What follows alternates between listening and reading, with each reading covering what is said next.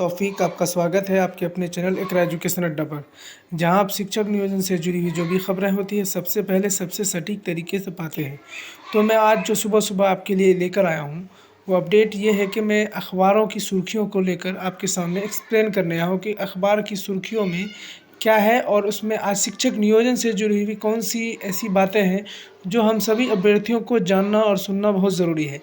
तो उन सब चीज़ों को लेकर आज मैं अपडेट आपके लिए लेकर आया हूँ। तो पहली बात ये है कि मैं आपको पहले बता दूँ, कल ही बता चुका हूँ कि जो शिक्षक नियोजन में जिन अभ्यर्थियों ने फर्स्ट फेज में यानी 12 जुलाई और उससे पहले जिन लोगों ने अपना नियोजन या काउंसलिंग करवा लिया है, उन सब को दोबारा मौका मिलने वाला नहीं है। क्योंकि बहुत सारे अभ्यर्थी हमारे ऐसे दोस्त थे जो 1 to 5 में भी पास थे और 6 to 8 में भी पास थे। उन लोगों ने सब्र से काम नहीं लिया। वो जल्दी के चक्कर में, क्योंकि उनका मेगांक ज़्यादा बन रहा था, उन्होंने जल्दी के चक्कर में अपना पंचायत में ले लिया, जिसकी वजह से वो बहुत परेशान नज़र आ रहे हैं। क्योंकि उसको सिर्फ ये चयन हो जाने से उनका सारा मसला हल नहीं होता है। चयन हो जाने के बाद उनको ज़रूरी है कि वो 6 महीने का ब्रिज कोर्स करें, अगर उसने बीएड किया है तो दोनों तरीके से वो फंस गए हैं। अब वो चाहते हैं कि मेरा किसी तरह से सर्टिफिकेट हमको वापस मिल जाता, हम जाके फिर 6 to 8 में अपनी बहाली करवा लेते। यहाँ पर उनका हालत ख़राब हो गया।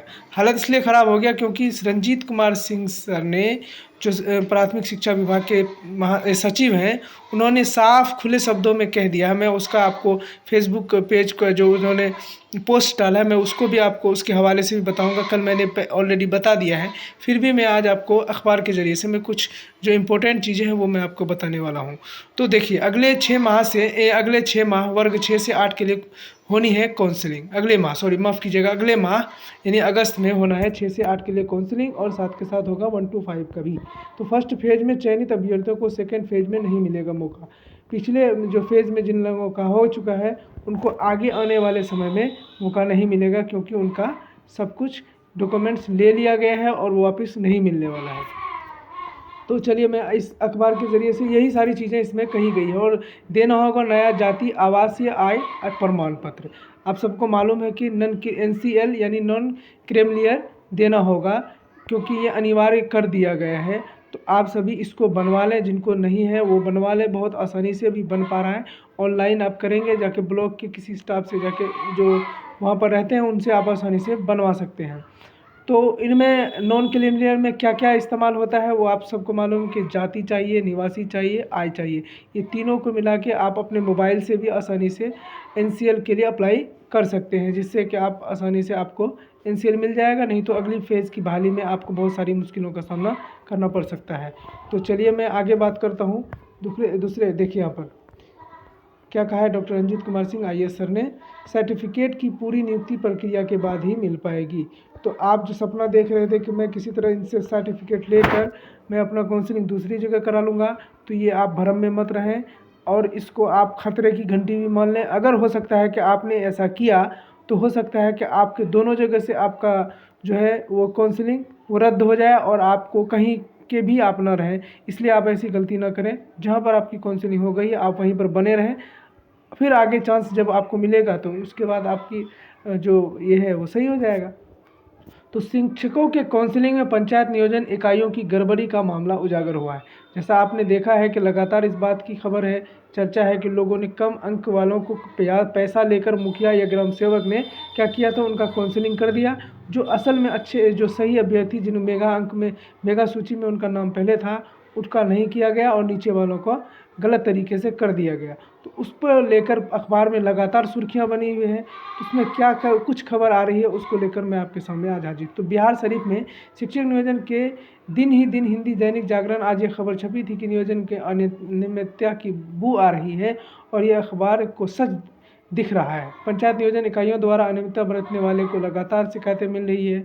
अलग अलग माध्यमों से लोग अपनी शिकायत दर्ज करा रहे हैं। इस आलोक में अलग अलग जांचों की भी आदेश दिए जा रहे हैं। जिला शिक्षा पदाधिकारी का यह स्तर से अधिकारियों की जांच करवा रहे हैं। वहीं जिला पदाधिकारी ने जिला स्तरीय अधिकारियों की जांच का जिम्मा सौंपा है।